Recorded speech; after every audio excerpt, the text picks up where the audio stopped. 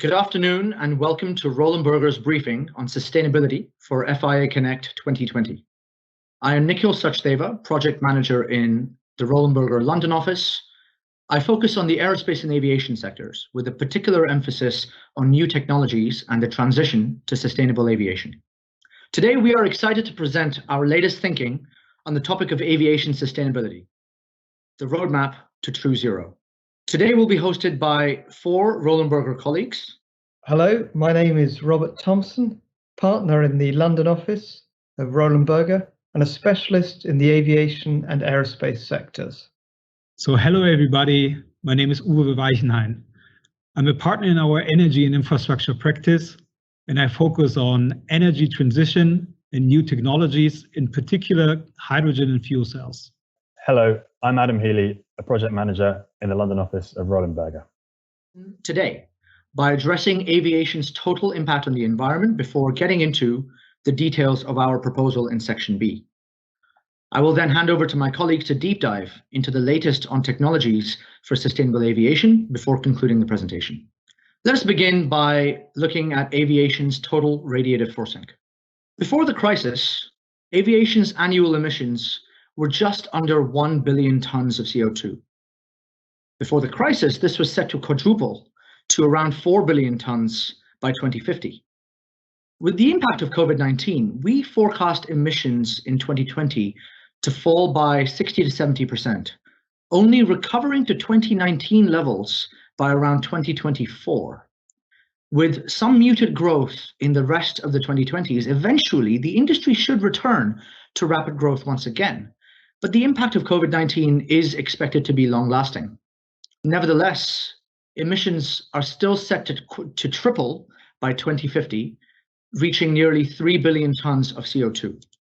However, CO2 is not the only relevant warming effect to consider. NOx, water vapor, particulates, contrails, and aviation-induced cloudiness are all important. NOx actually causes a dual effect. At altitude, it creates methane and ozone. While methane warms the atmosphere, ozone has a somewhat cooling effect, but considering latitude, as well as weather, as well as effects through the year, NOx is considered, on average, to be a warming effect. Now, the effect of soot, water vapor, and particulates is also really essential, especially because they influence contrail and AIC formation. Contrails and aviation-induced cloudiness essentially act like mirrors, reflecting light in both directions. On a bright and sunny day, they actually could have a cooling effect by reflecting the sun's light back into space. However, on a cloudy day or at night, they actually keep radiation from going out and keep it in, having a warming effect on average on the Earth. Now, the total impact of all of these effects is uncertain. It could be anywhere between 2 to 6 times as high as the impact of carbon alone, though most scientific consensus is around a 3x impact. While scientific understanding does indeed remain unclear, it is clear that carbon is not the only effect to consider. Applying this to our carbon emissions forecast, we see a very real risk that the total effect could be 3 times as high as the impact of carbon dioxide alone. While once again the scientific understanding of these effects is low and remains uncertain, and our treatment of carbon equivalence here is indeed considered in a simplified way, there is little doubt that the industry does face a challenge much larger than the consideration of carbon alone. Unfortunately, despite the scale of the problem, there is also no simple solution that is available today. There is no one-size-fits-all. And indeed, there is no simple solution or silver bullet that is expected to be available even in the foreseeable future. While sustainable aviation fuels are a net zero carbon solution, they do not sufficiently address other radiative forces. Parallel and series hybrids are a step in the right direction, and battery electric can truly be a genuine true zero solution, but it is technologically and commercially extremely difficult to deliver for large commercial aviation. Hydrogen options are also potentially available, fuel cells being a nearly true zero solution. And while hydrogen combustion, though arguably technologically somewhat less complex, it cannot be considered a solution to all effects. So what can the industry do? In the next section, we will present our proposal to deal with the problem. Here we propose the Roland Berger roadmap to true zero, a 5-step plan to get to genuinely zero annual increase in radiative forcing by 2050. The first incredibly important step is that airlines must continue on their existing path to switch to the latest generation of aircraft, while also continuously optimizing their operations. Second, there has to be an investment into smoother air traffic control, cleaning up any lack of optimization because of different jurisdictions. But also, crucially, in parallel, we should start investing in what is known as trajectory optimization, in essence, air traffic control for contrail minimization. Third is the big question of transitioning to brand new aircraft and propulsion technologies. The aerospace sector must invest heavily in not one, but 3 categories of solutions, which we have broken down by flight mission requirements. For less than 1,500 kilometers, battery electric aircraft are the best solution. For the longest journeys, sustainable aviation fuels are likely to be the only viable solution. But for the middle of the market narrow-body scale, up to a range of around 6,000 kilometers, we expect to see a combination of solutions, with some parts of the world switching to hybrid electric, hopefully potentially operated with sustainable aviation fuels, and other parts of the world operating hydrogen aircraft, ideally hydrogen fuel cell aircraft, which are the most efficient. Fourth, and indeed in parallel, the sector must keep investing in research to continuously improve climate science so that we can not only continue refining our understanding of the problem, but also keep improving our strategy for the solution. Finally, and fifth, whatever emissions are remaining, we recommend compensating the residual, for example, via offsetting. In the following pages, we will quantify the impact of this proposal and address each of the revolutionary technologies proposed in depth. So let's begin to quantify the impact. We begin with the total impact that aviation has in radiative forcing terms, which is about 3 times that of carbon alone, made up also of NOx, water vapor, particulates, contrails, and aviation-induced cloudiness, or AIC. Let's move on to our very first lever: ongoing airline efficiency improvements, as well as air traffic control improvements. These are fuel burn reduction measures, having an equal impact on all the relevant radiative forces. Not only do they reduce fuel burn, they do ultimately have a positive business case for airlines, since fuel is such an important cost lever. Airline efficiency improvements include measures such as aircraft weight reduction, best cruise speed adherence, etc. And air traffic improvements are impactful also, for example, by reducing the barriers between jurisdictions to allow more direct flying, such as single European skies. Together, these are worth around 10%. Now, the next lever is a very important one. Today, the majority of aircraft are mid-generation aircraft, such as A320 CEOs, B737 NGs, etc. There are, however, a lot of classic generation aircraft still in service, such as 737 Classics, 747s, and others. It is crucial that these are replaced with the latest technology, such as A320 NEOs, Boeing 787s, Airbus A350s, because these are indeed very impactful. They reduce fuel burn by 15% or more, NOx by 30% or more, and soot by around 80%. The knock-on impact on contrails and aviation-induced cloudiness because of that soot reduction is actually very significant as well. While, of course, airlines are currently in dire straits, we certainly do expect the sector to eventually recover in due course. And airlines should, in that medium to long term, endeavor to transition to the best-in-class aircraft as soon as possible. And we expect the impact to be worth around 25% of radiative forcing by 2050. But any further improvements require technological solutions. The next lever is trajectory optimization.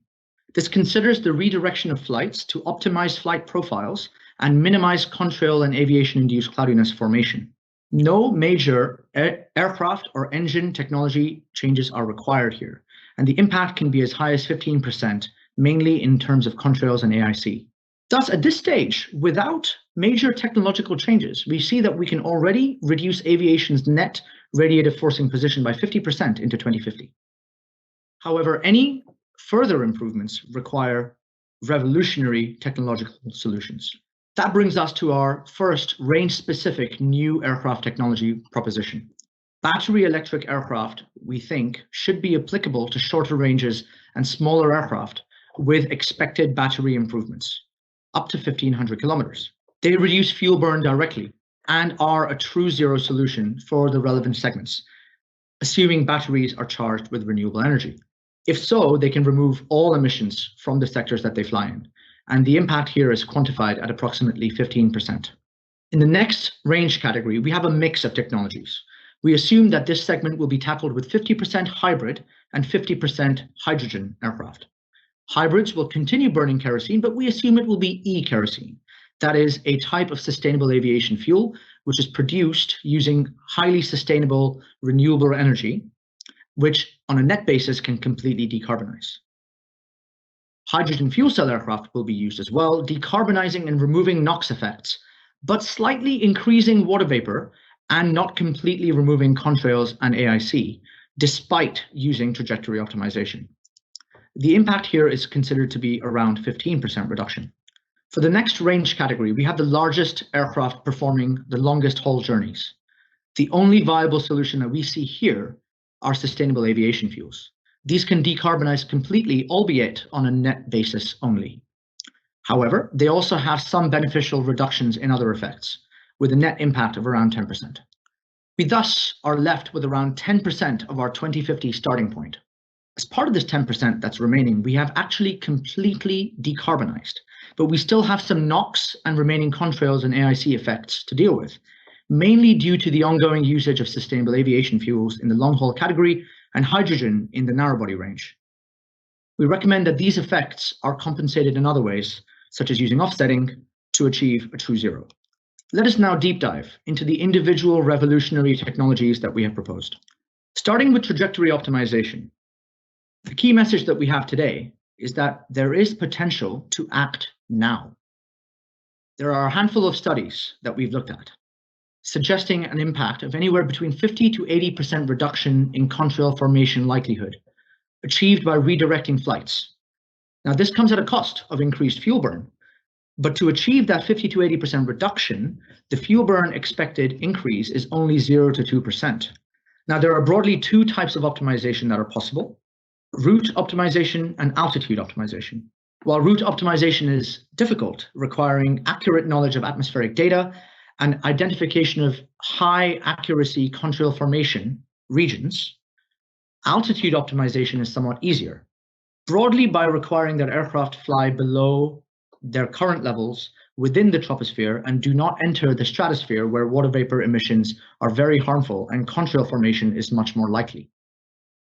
However, altitude optimization does come with the very important challenge of having to pack aircraft in a more restricted airspace. Despite the increased fuel burn, this lever is considered low-hanging fruit and should be tackled as quickly as practicable. To do so, we need to develop better research to verify the impact that is expected, and airlines should apply altitude optimization as soon as possible, as this is relatively simpler in terms of our understanding and can capture part of the benefit very quickly. In the medium term, we should then adapt our air traffic control, not only for better understanding of where contrails are the most likely to occur, but also for learning how to adapt to this more restrictive airspace. Eventually, in the medium to long term, we believe full trajectory optimization is possible to capture the whole benefit that this lever can offer. Next, let's look at battery electric aircraft.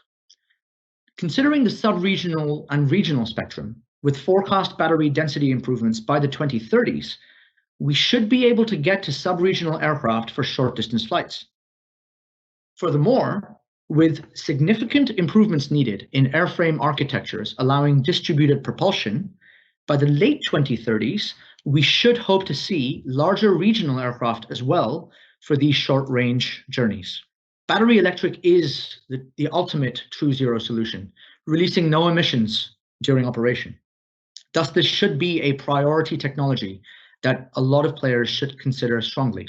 Aerospace companies, electrical specialists, and regionally active airlines all have a role to play in making battery electric aircraft for short-range journeys possible. Now, considering the larger narrow-body scale, we do not expect battery electric to be a viable solution. However, hybrid solutions could be viable by the late 2030s. While parallel hybrid is a good technology, it is series hybrid that can genuinely leverage distributed propulsion once again and become a very effective technology, offering up to 65% reduction in radiative forcing effects if we include assumptions on contrail optimization enabled through optimized battery or turboelectric generator usage in flight. With sustainable aviation fuel usage accounting for carbon reduction on a net basis, as well as reduction in NOx and contrails and AIC, this could actually be worth as much as a 90% reduction in radiative forcing relative to next-gen aircraft. So airframers must take distributed propulsion very seriously, as the impact can be very significant indeed. At the same time, we of course will need better subsystems and higher density batteries as well. The inclusion of sustainable aviation fuels, as mentioned, is also very impactful, and any hybrid electric aircraft engine should be designed to be 100% SAF compatible. My colleague Robert will get deeper into the current status of electrification, as well as the key challenges in the coming slides. Considering the other half of the narrow-body scale aircraft, let's look at hydrogen. We consider hydrogen fuel cells, not combustion, as our goal with this roadmap is to completely remove all radiative forcing effects. While hydrogen combustion is arguably a bit closer from a technological and commercial perspective, and it is indeed great for decarbonization, our estimates suggest that it could actually make contrails and aviation-induced cloudiness much worse and potentially increase radiative forcing on a net basis. We are thus focused on hydrogen fuel cells as part of our proposal, and within this, we notice that trajectory optimization, once again, is absolutely crucial to their operation. Without bringing trajectory optimization in, we actually have a significant increase in water vapor emissions, and without optimization on trajectories, their footprint in terms of contrails and AIC can worsen. Including trajectory optimization, with very careful operation, the impact can reduce in our estimate by around 55%. Now, the industry has many challenges to overcome for hydrogen aircraft, not least of which is verifying these current expectations in terms of the impact of combustion versus fuel cells with and without optimization of trajectories. But my colleague Uwe will get deeper into the wider challenges that hydrogen face. Last but not least, let's look at sustainable aviation fuels. On a net basis, SAFs can decarbonize completely. However, this will require the development of new SAF pathways and new engine technologies which are 100% SAF compatible. In addition, SAFs also reduce nitrous oxides, as well as other effects in notable ways. Now, among the many types of SAF available today, we believe that power-to-liquid SAFs are the strongest from a holistic sustainability perspective, considering the lack of arable land usage, reduced water usage, and feedstock, which is generally focused on renewable energy.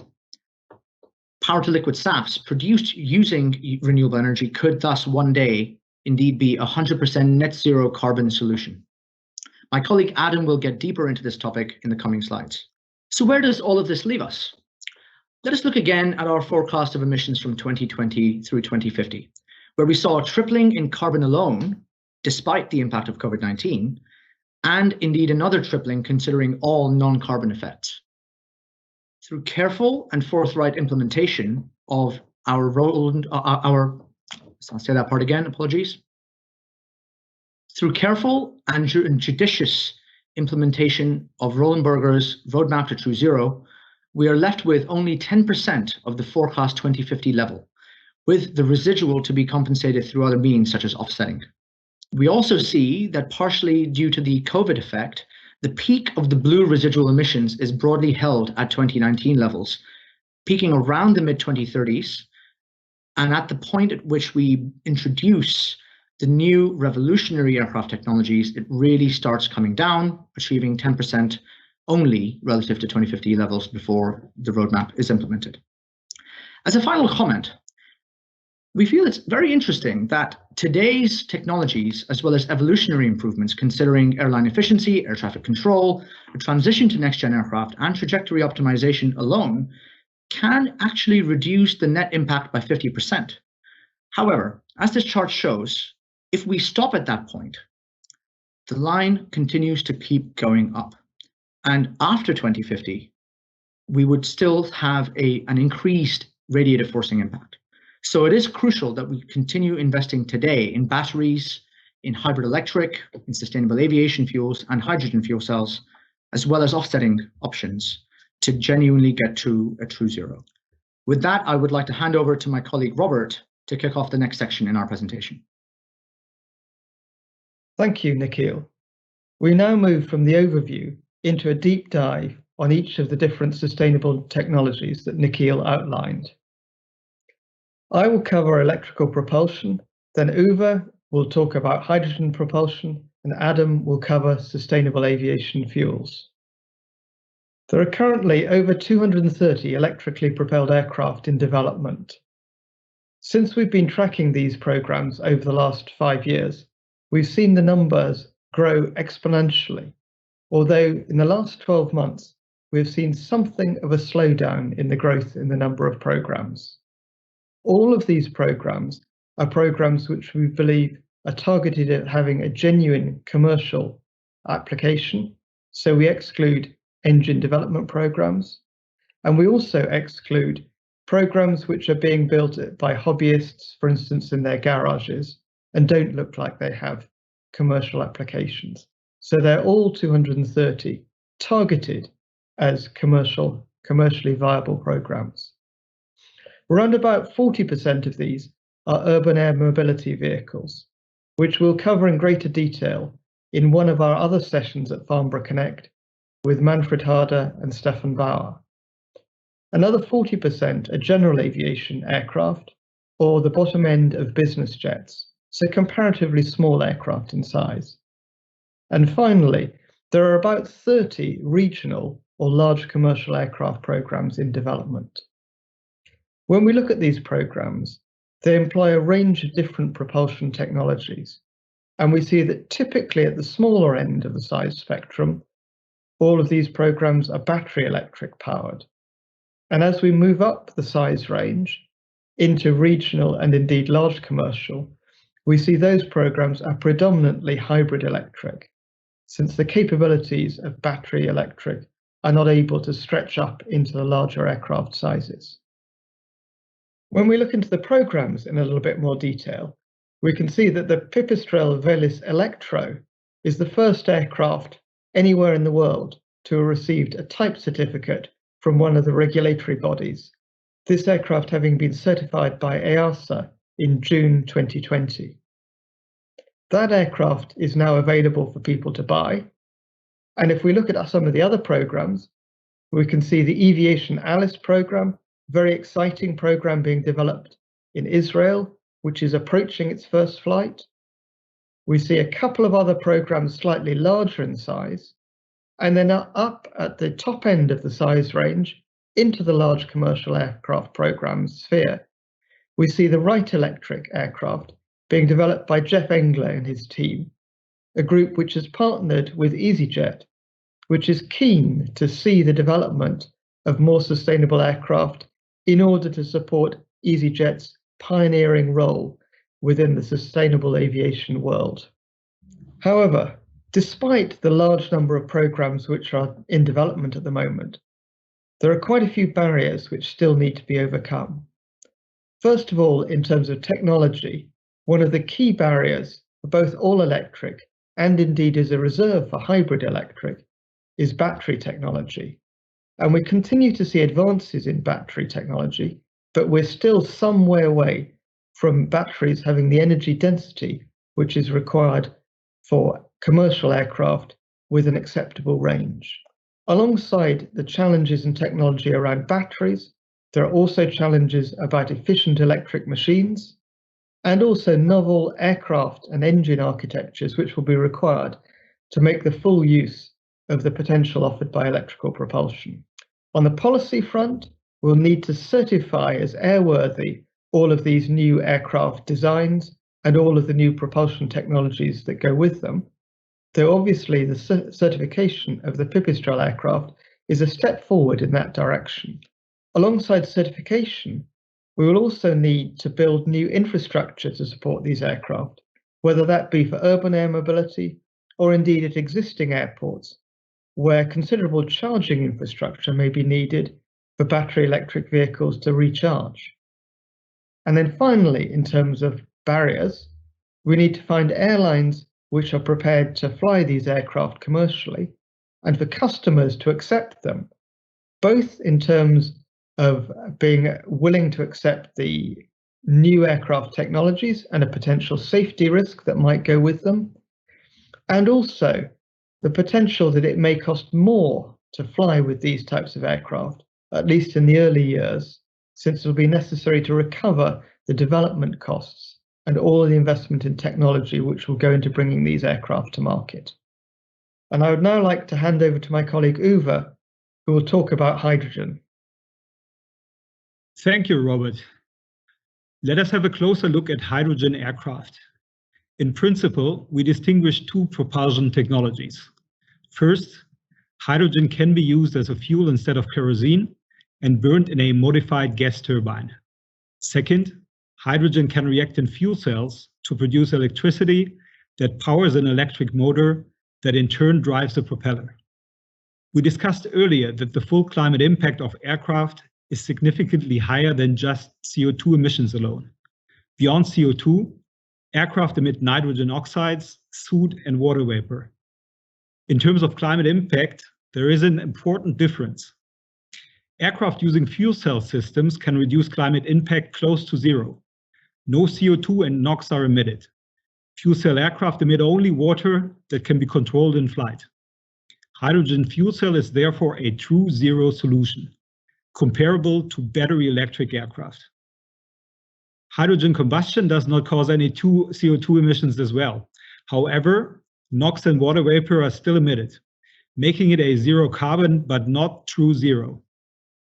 With hydrogen combustion, gross climate impact can be reduced by 50 to 70%. Hydrogen fuel cell technology works well for smaller aircraft, up to the regional aircraft segments with fewer than 100 seats, where they compete with battery technology in terms of total cost of ownership. Hydrogen combustion is the option for the mid-range segment, potentially in combination with fuel cells for cruise. Due to the energy requirements, a sole fuel cell system and the required cooling equipment would be too heavy in this segment. Advancements in fuel cell power density and more advanced cooling systems may change that in the future. For long-range aircraft, hydrogen combustion technology is in principle feasible, but sustainable aviation fuels are likely more cost competitive. To have an impact on decarbonization, hydrogen must come from low carbon sources. Today, hydrogen is almost exclusively produced from gas and coal in CO2 emitting processes. Only about 2% is green hydrogen, produced via electrolysis from renewable energy sources. Also, carbon capture and storage to produce blue hydrogen is not yet applied at scale. But this is about to change. Last week, the European Commission issued a comprehensive hydrogen strategy. The policymakers' objective is to ramp up green hydrogen production capacity in Europe from today's less than 100 megawatts to 6 gigawatt by 2024 and 40 gigawatt by 2030. They have earmarked 300 billion euro for the buildup of electrolyzers and the associated solar and wind power capacity. Green hydrogen enables the decarbonization of sectors where electrification is no feasible option, such as the steel, cement, and chemicals industries, as well as heavy-duty and long-distance transport. The scaling of green H2 production will lead to significant cost reductions that can be leveraged for the use of hydrogen in aviation. We expect blue hydrogen prices below €2.50 by 2030, and green hydrogen prices to develop in this direction under optimum renewable energy conditions. That is, high irradiation levels and wind speeds. This is roughly the level of kerosene prices and energy equivalent costs. Sustainable aviation fuels based on green hydrogen will be more expensive, since they involve additional conversion steps that decrease the well-to-wheel efficiency. Let me also address the pink elephant in the room. Can we produce enough green hydrogen to make hydrogen aviation a mass market? A shift of 50% of the world's aircraft fleet to hydrogen would require approximately 1,000 gigawatt of renewable energy capacity, significantly more than the total capacity installed today in Europe. Hence, the hydrogen will need to come from regions where space is less constrained and irradiation levels are higher, like the Middle East and Africa. Efficient transport of H2 is an issue, but solutions are currently being developed. We therefore expect hydrogen commodity trade beyond 2030 with a balancing effect on hydrogen prices worldwide. Let us now have a closer look at the key barriers for hydrogen to become a viable solution in aviation. First, for the use of hydrogen, a substantial redesign of the aircraft is necessary. For hydrogen fuel cells technology, even more so than for hydrogen combustion. This includes almost all components of the aircraft, from the propulsion system and the size of the fuselage to the fuel storage. Second, effective liquid hydrogen storage solutions are key to enable the use of hydrogen in aviation. Hydrogen's core strength is its high gravimetric density. This is, however, weakened by the heavy weight of liquid H2 storage tanks. Liquid storage mitigates hydrogen's core weakness, which is the low volumetric density. Liquid H2 requires roughly half as much storage volume than gaseous as H2. But compared to kerosene, liquid H2 are still 4 to 5 times as big. Further, liquid storage requires cryogenic cooling, which consumes a significant part of the stored energy. Therefore, significant further progress needs to be made in lightweight storage tanks and cryogenic cooling systems. Third, hydrogen in aviation requires cost-efficient production of green hydrogen from renewable energy sources. As discussed earlier, a clear pathway for the ramp-up of sustainable hydrogen exists. The build-out will be driven by applications in the energy, heavy industry, and heavy-duty transport sectors. And aviation could benefit significantly from these advances. Fourth, the airport infrastructure needs to be adapted. Two key areas are fuel delivery to airport and airport refueling infrastructure. Trucks can be considered for smaller airports, but large airports will require pipelines. This infrastructure build-out needs to happen in a very coordinated way to ensure that there is enough refueling options in the airport network. Our conclusion, while many questions still need to be solved, we see a clear role for hydrogen in helping to address the challenge of sustainable aviation, and executives should allocate resources to ensure its potential is explored. Now I will hand over to Adam to discuss sustainable aviation fuels. Thank you, Uwe.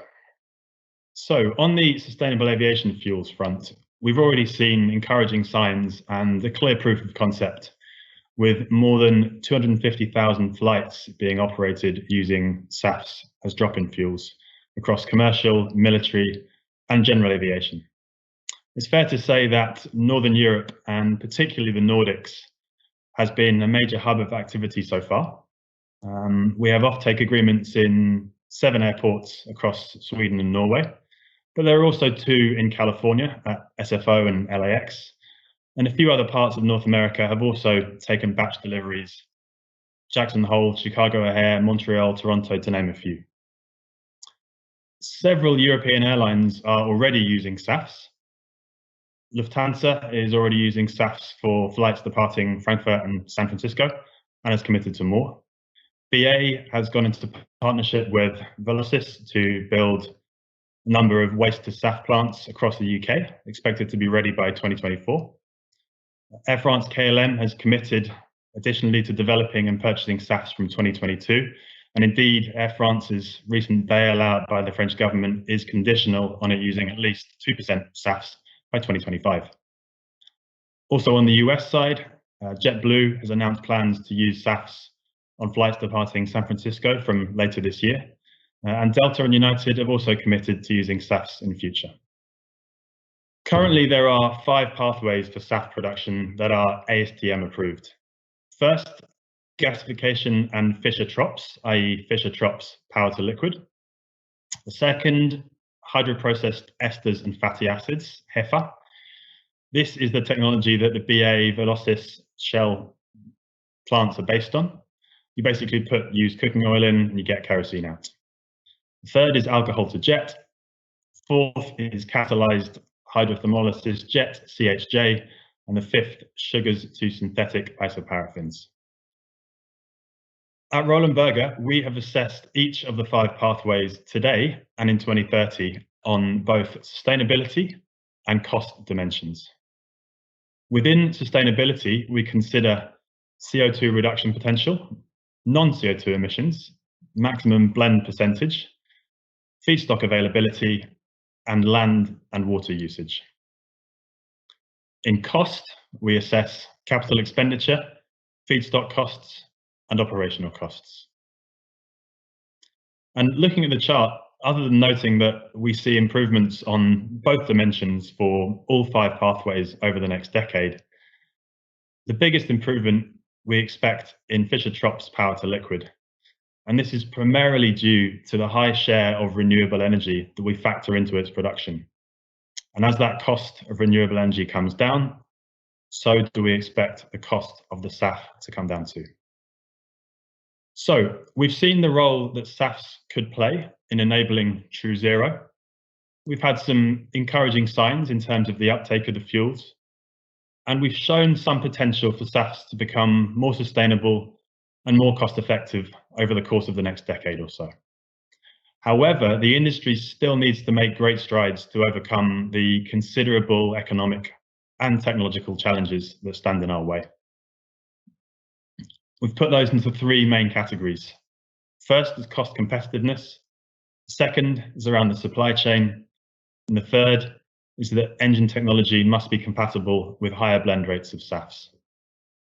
Looking into these factors one by one. In terms of cost competitiveness, SAFs are significantly more expensive than traditional jet fuel at present. And these costs must come down for SAF adoption to become more prevalent. The fact that SAFs are admissible under CORSIA will aid their economic viability over the coming years. But given that fuel already counts for 25 to 40% of operating costs across the industry, there is very limited willingness for airlines to further increase spend, particularly in light of COVID-19. On the second point around the supply chain will just need to mature considerably in order to enable significant volume increases over the coming years to sort of get up to a level to match total aviation fuel usage. The current production of SAFs stands at around 50 million litres per year. That's only 1/100% of the total volume of jet fuel used in 2019, which stood at 360 billion litres.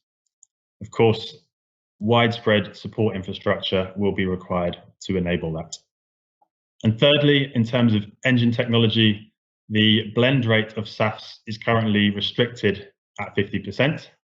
And in order to enable that to go higher, we will either need to develop improved SAFs that are more compatible with current engine technology, or we will need to redesign our engines in order to be compatible with SAFs. Today, we're also releasing our report on sustainable aviation fuels, which you can find on our website, as well as attached in the FIA Connect portal. I'll now hand back to Nikhil to wrap up. Thank you, Robert, Uwe, and Adam. As a last part of our presentation, we will now conclude. In summation, we strongly believe through our analysis that a solution to genuine true zero does exist if the industry can genuinely invest in a holistic way. First of all, without this effort, aviation's carbon emissions are set to triple by 2050. And in total radiative forcing terms, the net effect could be 3 times higher considering non-CO2 emissions and effects. Second, unfortunately, there is no silver bullet, no simple one-size-fits-all solution, and a more holistic solution is needed. We have thus proposed the Roland Berger Roadmap to True Zero, in which we deploy a mixture of conventional and revolutionary technologies for range-specific missions, including electrification, hydrogen aircraft, and sustainable aviation fuels, where they can have the biggest impact in decarbonizing, but also in removing non-carbon effects. We can thereby reduce the impact that aviation has on the climate by 90%, with the remaining 10% being compensated through methods like offsetting to achieve true zero. Thank you very much for your attendance today. This is the first of 4 presentations that we are making as part of FIA Connect 2020. And we look forward to your attendance for the upcoming presentations as well. Tomorrow, on Wednesday, the 22nd of July, we have 2 presentations. The first is at 9 a.m. British time on the impact of COVID-19 on aerospace and defence. The second is at 12 noon British time on the topic of sustainability and market-based measures, where we discuss the impact in particular of a potential aircraft scrappage scheme to help with the post-COVID recovery of the aerospace sector, as well as improving aviation's carbon footprint. On Thursday, we will be delivering the keynote address as part of the Global Urban Air Summit at 9:40 a.m. British time on the future of urban air mobility. We thank you very much once again, and stay safe through this crisis. Thank you all very much for listening, and stay healthy and safe. Thank you very much for listening, and stay healthy. Thanks for listening today, and stay safe. If you miss any Roland Berger events or webinars, you can find them at the link given on the left-hand side below. You can also stay abreast on aviation sustainability and other key topics in aerospace by registering using the QR code provided, or indeed the link on the right-hand side.